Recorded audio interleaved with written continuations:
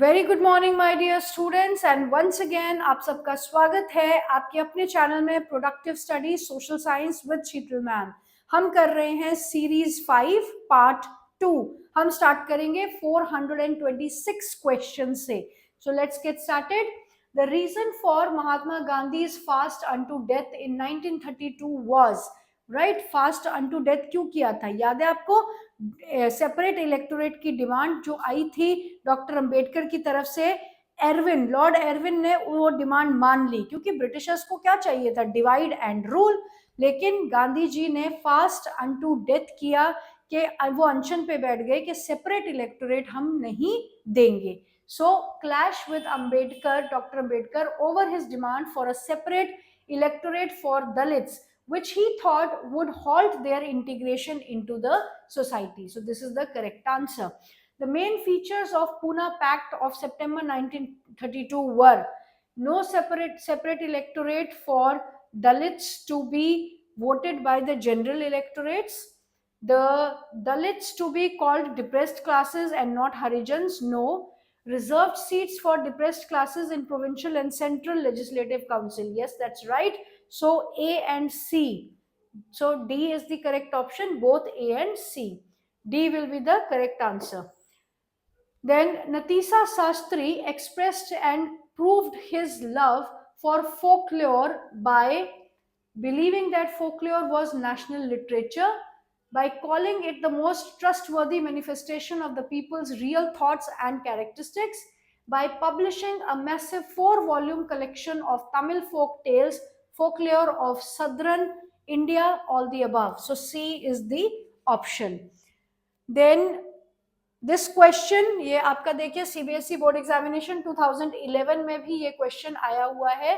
Dash a unified national movement, what? The oppressive plantation system in Champaran, satyagraha movement और to support the peasants of Kheda, nationwide satyagraha against the proposed Rowlatt Act, non cooperation movement in support to Khilafat as well as Swaraj. Yes, these two movements were a unified national movement, right. Which pact, अब इसमें आप देखिए कि ये सारी भी movement है लेकिन ये सारी यूनिफाइड नहीं थी, अपने अपने रीजन से स्मॉल स्केल पे की जा रही थी। लार्जर स्केल पे एक यूनिफाइड तरीके से जो मूवमेंट्स की गई थी वो थी खिलाफत मूवमेंट के अगेंस्ट, जब हिंदू और मुस्लिम्स इकट्ठे हुए थे, और उसके बाद जब स्वराज की डिमांड की जा रही थी, उसके बाद जो मूवमेंट स्टार्ट की, that was on a unified basis. Which pact resolved the issue of separate electorates for Dalit between Gandhi and Ambedkar? Different form में पूछा गया है question. Poona pact 1932। Is it clear? 2011 में ये क्वेश्चन आया हुआ है। Then what is El Dorado in South America famous for? Now this is from Making of the Global World पे हम आ गए हैं।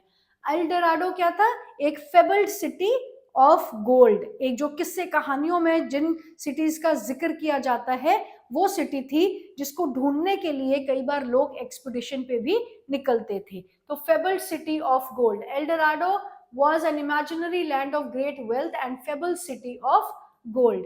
Through which route the early Christian missionaries traveled to Asia? Early Christian missionaries traveled through the Silk Route, so it was Silk Route. Which food traveled west from China to be called spaghetti? It was noodles. Noodles थे जो waste की तरफ travel किया, और जब वो waste से वापस हमारे पास एशिया में आए हैं तो अब हम उन्हें नूडल्स नहीं स्पेगेटी की फॉर्म में जानते हैं। The introduction of which crop led to European poor to eat better and live longer? So it was potato. Potato के साथ और भी थे सोयाबीन, ग्राउंडनट, ये सारी क्रॉप्स जो थी इस ये लेकिन पोटैटो जो है उसको सबसे ज्यादा हम्बल क्रॉप माना जाता है, तो इसलिए हम यहाँ पे पोटैटो का हमने आंसर दिया है। Who worked in American plantations during the 18th century? 18th century में slaves who were captured from Africa, they were working as the laborers in American plantation in 18th century. Then reason for decline of cotton textile exports from India to Britain in early 19th century, right? 19th century में decline हो गया था जो trade India की तरफ से चल रहा था। क्यों था? imposition of tariff on cotton imports into Britain, क्योंकि ब्रिटेन ने अपने ट्रेड को लिबरलाइज करने के बजाय और स्ट्रिक्ट कर दिया था, रिस्ट्रिक्ट कर दिया था, जिसकी वजह से इंडिया से जाने वाले कॉटन पे बहुत ज्यादा टैक्सेस लगाए जाते थे। टेरिफ क्या होता है? टैक्सेस। इम्पोजिशन मींस लगाना, लेवी ऑफ टैक्सेस, राइट। इसलिए इंडिया ने ट्रेड कम कर दिया था। When the export of cotton textile to Britain declined, India did not lose much. Why? कि जब ब्रिटेन के लिए इंडिया का एक्सपोर्ट कम हो गया था, फिर भी इंडिया को बहुत ज्यादा लॉस नहीं हुआ। क्यों? Because demand for Indian cotton textile in America increased. Is it clear? क्योंकि अमेरिका ब्रिटेन से और आगे है ना अमेरिका, तो अमेरिका से जो है और ज्यादा डिमांड बढ़ गई थी, इसलिए ब्रिटेन से डिमांड कम होने का कोई कॉटन पे हमारी असर नहीं हुआ, कॉटन की एक्सपोर्ट पे। Then the geographical exploration in Africa was directly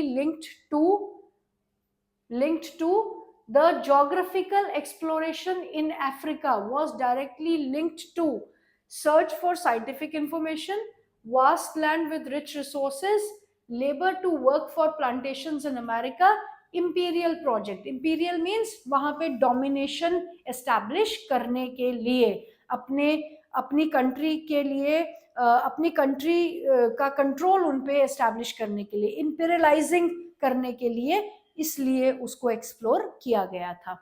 From ancient times, travelers travel long distance in search of food, knowledge, peace, spirituality. So it was mainly because of knowledge. Then common food like potatoes, groundnut, maize, tomato, chilies, sweet potato were introduced in Europe, right? जिसको बाद में food of life and death बोला गया था। Then million of people died in Ireland between 1845 to 1849 due to potato famine. जब potato की फसल, क्योंकि हम्बल क्रॉप था और बहुत ज्यादा प्राइस भी नहीं होते थे इसके, तो गरीबों के लिए जो है ये भूख से बचने का एक बहुत बड़ा जरिया बन गया था। और जब पोटैटो फेमाइन आया तो millions of people died because of its scarcity. Thousands of people fled Europe for America in 19th century due to poverty and widespread deadly diseases. कहाँ से गए? यूरोप से फ्लेड हुए अमेरिका के लिए, due to poverty and widespread diseases. Then name the main destinations of Indian indentured labor. जो India से slaves ले जाए जाते थे, उनका क्या डेस्टिनेशन होता था, मतलब उन्हें कहाँ पहुंचाया जाता था? वेस्ट इंडिया या फिर वेस्ट इंडीज या फिर अफ्रीका भी आप कह सकते हो। अफ्रीका अगर चॉइस में होगा तो वो भी राइट रहेगा। Then many expeditions set off in search of El Dorado, the fabled city of dash. Silver no, emerald no, diamonds no, it was fabled city of gold. Demand for dash led to the migration of people of America to Australia. Demand of capital, raw material, labor. No, it was demand of labor. Demand of labor led to migration of people from America and Australia. What was the currency used for more than a millennia in ancient trades? Coins? No. Paper notes? No. कॉडीज का इस्तेमाल किया जाता था, जो कि सी shell होती है। मैंने आपको बताया है ना वीडियो में, चैप्टर की एक्सप्लेनेशन में भी बताया है कि जो चीज मुश्किल से मिलती है उसको उसकी वैल्यू जो है ज्यादा कंसिडर की जाती है। और सी शेल्स के लिए भी आप देखोगे कि गोताखोर जो है बहुत गहराई तक जाके सी शेल्स को लेकर आते थे, इसलिए इनकी बहुत वैल्यू कंसिडर की जाती थी और ये as a medium of exchange इसको माना जाता था, कॉडीज जिन्हें हम कहते हैं, right. Then what is meant by silk route? Silk route आपकी बुक में क्लियर कट एक पूरी स्टेटमेंट दी हुई है, that Silk route points to the importance of westbound Chinese silk cargo traveling on various routes.